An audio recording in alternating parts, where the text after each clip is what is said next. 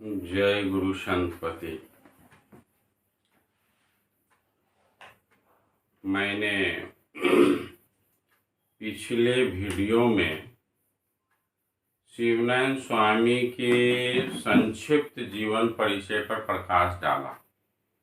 शिवानंद स्वामी के सभी बातों को लगभग संक्षेप में मैंने बताया। अब आगे बढ़ते हुए चलते हैं शिवानंद स्वामी के अपने सिद्धांत के बारे में।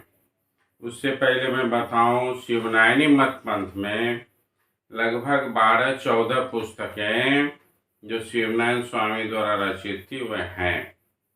उसमें नाम आता है सबसे पहले गुरुन्यास ज्ञान दीपक का, फिर संत विलास, शब्दावली, संताक्षरी, संत सुंदर, संत महिमा, लो परवाना, 12 वाणी, जवाब सवाल, ब्रह्म विचार, मंत्रावली, मूल सागर, ज्ञान चाचरी, रूप सार, ये सब ग्रंथें हैं जो सभी उपलब्ध तो नहीं हैं, लेकिन इन सब की रचना स्वामी जी ने की।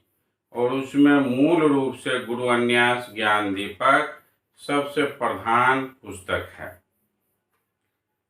शिवनायनी मत पंथ का मूल सिद्धांत है सूरत शब्द योग। यह सूरत शब्द योग के आधार पर सूरत शब्द योग की ही साधना बताते हैं। सूरत का अर्थ हो गया आत्मा, शब्द का अर्थ हो गया परमात्मा। आत्मा को परमात्मा से, योग माने जोड़ना, आत्मा को परमात्मा से जोड़ने की प्रक्रिया बताते हैं। हालांकि सभी संत मत का यही सिद्धांत है। सभी संत मत आत्मा से परमात्मा को जोड़ने की प्रक्रिया बताते हैं। इसलिए सभी संतों का मानना है कि ये सारी साधना हमारे शरीर के अंदर होगी। ये हमारा शरीर एक अनुसंधान केंद्र है।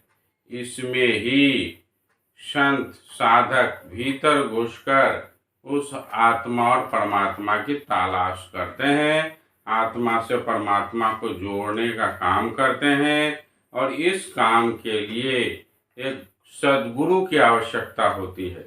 बिना सद्गुरु के यह विद्या सीखी नहीं जा सकती है, समझी नहीं जा सकती है। इसलिए आत्मा से परमात्मा को जोड़ने की जो विद्या है, उसे किसी पूर्ण सद्गुरु से सीखकर धीरे धीरे करते चला जाना चाहिए। ये एक दिन की विद्या नहीं है। राधा स्वामी मत भी एक मत है। उसमें भी स्पष्ट शब्दों में कहा गया, राधा नाम है सूरत का और स्वामी को शब्द पहचान। वे भी सूरत शब्द योग की शिक्षा और दीक्षा देते हैं।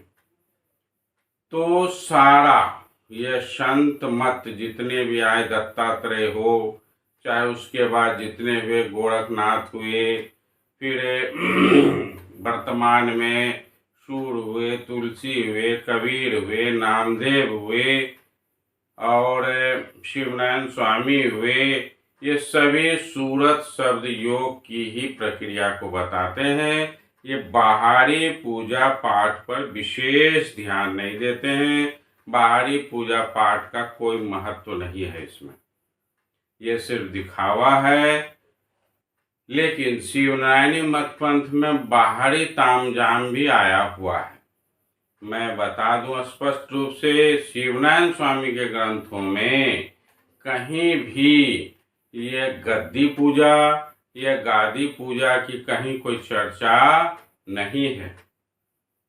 इसे लखन राम को जब ये कार्य सौंपा कि प्रचार प्रसार करो, तो उसने, वह तो पहले यति साहब के शिष्य थे, इसलिए उसने प्रचार प्रसार करने के लिए रूखा सूखा नहीं रखकर उसके साथ थोड़ा ये बाहरी तामझाम को जोड़ दिया।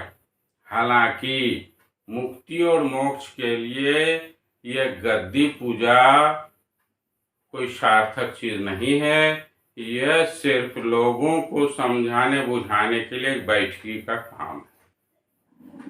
मेरे ज्ञान के अनुसार मैंने जो अध्ययन किया और पाया कि यह गद्दी पूजन करने से मोक्ष और मुक्ति से इसको कोई लेना देना नहीं है। इसलिए जो अनुयायी इस चीज को समझते हैं कि गद्दी पूजा ही सब है, भजन गाना ही सब है और भजन गा रात भर गा गा के लड़ना ही सब है, ये बहुत बड़े भूल में अपने जीवन को बिता रहे हैं। उन सभी भजनी राम से आग्रह है कि भजन गाएं, समय के अनुसार गाएं, लेकिन अपनी आंतरिक साधना पर भी ध्यान दें। अन्यथा सिर्फ भजन पर भजन, भजन पर भजन, रात भर खंजरी पीटना और गाना बजाना, इससे मुक्ति और ज्ञान होने वाला नहीं है। मैं अगले वीडियो में शिवनारायणी मत पंथ के सिद्धांत और नियम को रखूंगा कि इस मत पंथ के भी कुछ सिद्धांत और नियम हैं, उसके आधार पर सभी अनुयायियों को चलना चाहिए और चलना जरूरी भी है। मैं आज अपनी वाणी को यहीं विराम देता हूँ और सभी गुरु भाइयों से, अनुयायियों से आग्रह है कि मत पंथ को ठीक ठीक समझकर सही मार्ग पर चलने का प्रयास करें और उस निराकार परम ब्रह्म परमेश्वर की तलाश में अग्रसर हों। अगले वीडियो में मैं नियम और सिद्धांत के साथ उपस्थित होता हूँ। जय गुरु संतपति, जय गुरु संतपति।